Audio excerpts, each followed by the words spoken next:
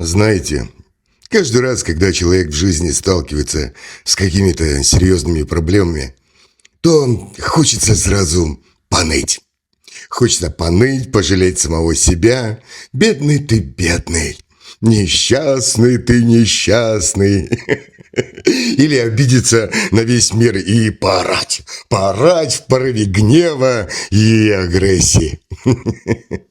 А потом сидишь такой, сверлишь взглядом потолок и думаешь.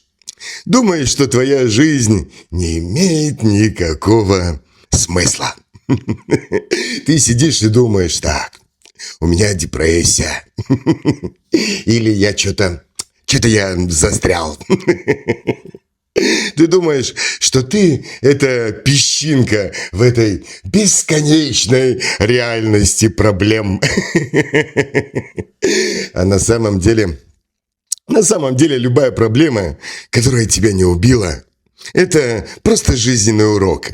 И у тебя внутри прямо сейчас происходит экспансия сознания, которую все мы чаще всего тупо игнорируем или не замечаем. Либо ноем, жалеем сами себя, либо заливаем горе бухлом. И ты сидишь такой, и тебе кажется, все, что-то я устал. Что-то я устал и не знаю, что же мне делать дальше. Куда двигаться, куда идти. А на самом деле, это твой внутренний космос. Это твой внутренний космос, который стучится тебе в черепную коробку и орет. Слышишь, чувак? Дай мне наконец-таки родиться. Или я разнесу тут все к херам собачьим. Ой. Каждый из нас ищет свое место в этом мире. Ищет свое предназначение. Где-то там. А оно на самом деле вовсе не в том, чтобы заработать на Гелендваген, найти себе какую-нибудь красивую молодую козу и умереть от инфаркта в лет 50. Оно на самом деле в том, чтобы перестать быть песчинкой. Просто какие-то букашкой-таракашкой в этом мире и стать целым гребаным создателем своей собственной реальности. А это, так-то на минуточку, и есть тот самый кризис среднего возраста или детского максимализма. Что из этого хуже, непонятно. Только вот кризис – это не тогда, когда ты покупаешь себе красный Порш и какую-нибудь молодую чувиху, а это момент, когда твоя внутренняя алмазная решетка начинает вдруг давить. Давить на гнилую фанеру твоего собственного эго, твоей собственной личности. Ой, сколько я помню, все вокруг все время долбят тебе в уши какую-нибудь дичь. Как найти самого себя? Сходи на йогу, чувак, прими ванну с лепестками роз и визуализируй успех. Главное – визуализировать успех и делать какую-то аффирмацию. Ну или на всякий случай пройди еще пару курсов, как стать богатым. И знаете что? Многие на эту шнягу ведутся. А на самом деле все это чушь собачья. Потому что лично за тебя, твою собственную жизнь никто не проживет. Потому что чей-то жизненный опыт, даже если он самый крутой, это не твой жизненный опыт и не имеет лично к тебе никакого отношения. Потому что ты – это не ключи от машины, которые ты где-то как-то потерял, чтобы потом где-то их бегать искать в чьей-то чужой жизни. Потому что себя самого на самом деле не ищут. Себя выковывают из бетона своих собственных иллюзий. И нет ничего, абсолютно ничего, кроме твоего собственного эмпирического опыта и На самом деле только он является критерием абсолютно любой истины, причем твоей собственной жизни. У каждого из нас в этом мире есть 3 уровня существования. И в 99% случаев всех людей застревают обычно на первом. Застревают как мухи в сиропе. Все мы в этой жизни на самом деле кому-то служим. Хотим мы этого или не хотим. Служим себе или каким-то другим людям. И первый тип служения – это когда ты работаешь на какого-нибудь дядю. Терпишь бабу, которая все время пилит тебе мозги. И боишься. Боишься какого-нибудь начальника или каких-то очередных проблем. И ты это уже не человек, ты это труба. Труба, забитая всяким дерьмом. А энергия по трубе, забитой всяким дерьмом, она просто не течет. Ей тесно. Энергия просто там тупо, медленно перемещается. Со скрипом причем и вонью. А воняешь обычно ты.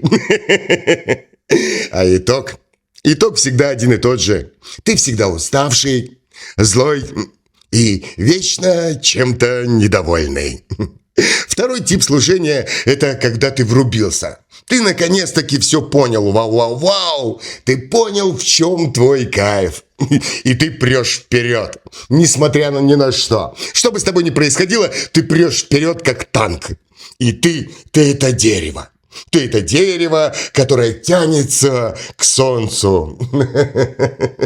А знаете в чем прикол? А прикол в том, что всем вокруг абсолютно насрать. Абсолютно насрать, пока ты где-то как-то там куда-то растешь. И какие там у тебя при этом ветки.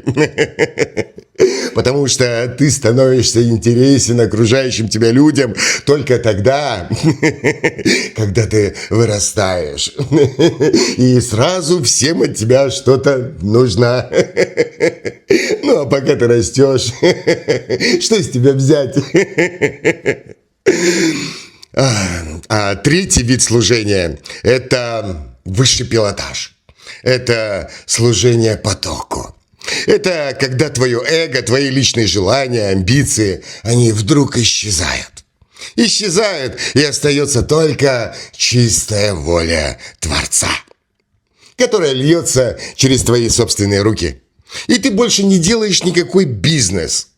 Бизнес просто делается через тебя. Ты просто этого захотел, и он делается.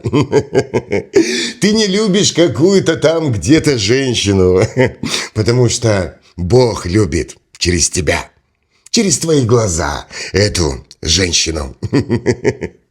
Кстати, мой дорогой слушатель, напиши мне там в комментариях, кому ты служишь? Себе или дяде? Или бабе? Напиши там, я почитаю. А знаете, в чем настоящая правда, мои дорогие зрители? А правда в том, что мы, люди, это не какие-то там букашки-таракашки, и вовсе никакие не песчинки в этой бесконечной вселенной. Мы это тектонические плиты. И вся наша жизнь – это не какая-то там случайность, а это геология нашей собственной души, где наша собственная лень, наши собственные страхи, амбиции, все это просто рыхлый песчаник. Наше преодоление самих себя, своих собственных невозможностей, наши риски – это как метаморфический сланец, который не берет ни одна дрель. Это как фундамент любой настоящей личности. Многие люди думают, что духовное развитие – это сидеть в позе лотоса и жрать траву. А вот хрен там. Потому что на самом деле настоящее духовное развитие – это когда тебя в жизни кладут в лицом на асфальт. Или сама жизнь кладет тебя лицом на асфальт. А ты такой встаешь и отряхиваешься и говоришь: так, чуваки, спасибо за опыт. И тогда грани твоей души становятся острее, и ты становишься тверже. Становишься твердым, как сталь, внутри самого себя. Потому что все, что нас не убивает в этой жизни, делает нас только сильнее. И именно давление, очень сильное давление, создает и делает из человека алмаз. Тираны, трудности – все это на самом деле не какие-то там проблемы, а великая удача. Абсолютно для любого человека, который сильный духом. Это как персональные тренажеры в твоем собственном спортзале судьбы.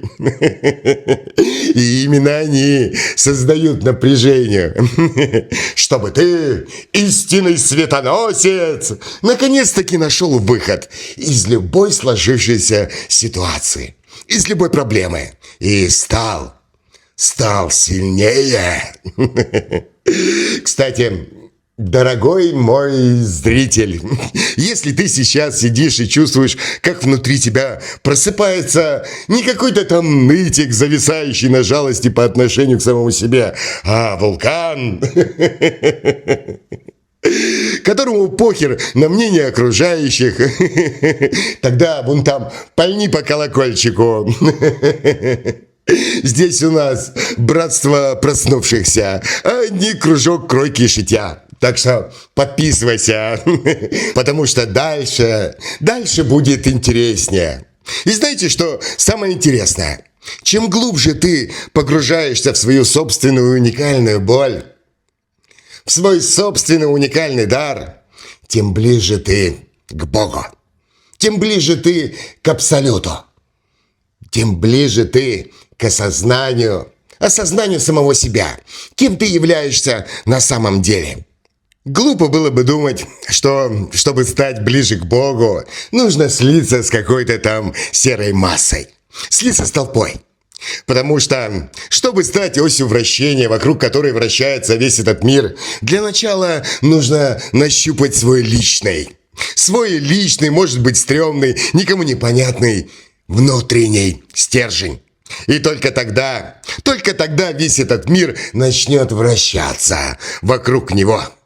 Потому что твоя самая сокровенная мечта, твоя самая сокровенная тайна, о которой время от времени ты стесняешься даже кому-то сказать, это и есть код доступа к сотворению новой вселенной, новой реальности. Потому что только твои личные странности нравятся Абсолюту. Абсолют эволюционирует только тогда, когда твоя личность начинает проявляться в чем-то неизвестном, в чем-то непонятном, в чем-то недоступном для других. Кстати, мой дорогой зритель, напиши ему там мне в комментариях какую-нибудь одну вещь, которую делаешь только ты. И думаешь, что никто другой, кроме тебя, это делать просто не может. Напиши вон там в комментариях свою личную суперфишку. Давай здесь создадим коллекцию божественных странностей. Ты готов поделиться? Что умеешь делать только ты? Ой. Знаете, что в жизни самое главное, мои дорогие зрители? А главное это перестать бояться. Перестать бояться, что твоя серая жизнь когда-нибудь закончится. Потому что смерть это не какая-то там тетя с косой в балахоне, а это просто смена мерности. Это момент, когда ты снимаешь старый, поношенный, запотевший шлем виртуальной реальности под названием «Вася Пупкин, ипотека, геморрой» и видишь внутри самого себя настоящий, льющийся во все стороны внутренний свет. А наш страх, на самом деле наш страх – это просто тюремщик, от которого пора давно освободиться. И как только ты понимаешь, что ты – это не какой-то просто смертный человек, а мост между временным и вечным, то тогда тебе становится насрать. Насрать абсолютно на все. На квартальный отчет, на дядю Васю, на чужое мнение, на какого-нибудь быка со стволом в руке. Потому что, когда внутри тебя есть стержень, и ты точно знаешь, кто ты такой, в этом мире не остается больше ничего, что способно тебя сдвинуть с места, что способно тебя напугать. Все мы... Это гораздо больше, чем просто песчинка в этой бесконечной вселенной с одной жизнью в запасе. Когда ты понимаешь, кто ты такой, ты это больше не смертная букашечка, а ты это бессмертный игрок, который теперь играет в долгую в этой многообразной, непознаваемой мультивселенной. И ты теперь сам калибруешь свой кристалл души так, как тебе хочется, чтобы после последнего вздоха тебя вдруг не унесло в миры каких-нибудь голодных духов, где вечно хочется денег, секса, а нету, тебе не дают.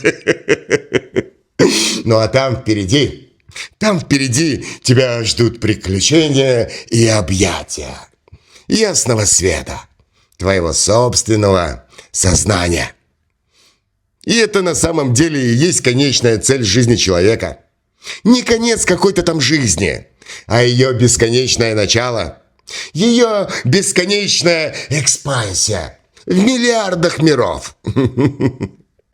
Даже если ты этого не подозреваешь, потому что абсолютно каждый из нас – это потенциальный новый создатель новой вселенной. Так что, дорогие мои зрители, когда вам в следующий раз захочется поныть, пожалеть самого себя, вспомните, что Бога, которого все ищут где-то там на небесах, на самом деле находится прям в вас, прям здесь и прям сейчас, в эту самую секунду. Потому что на самом деле истинная цель вашей жизни как человека – это вырастить этого Бога внутри самого себя, в своей собственной грудной клетке, в своем собственном сердце. И неважно, знаете вы об этом или нет, Бог, который живет внутри вас, точно об этом знает.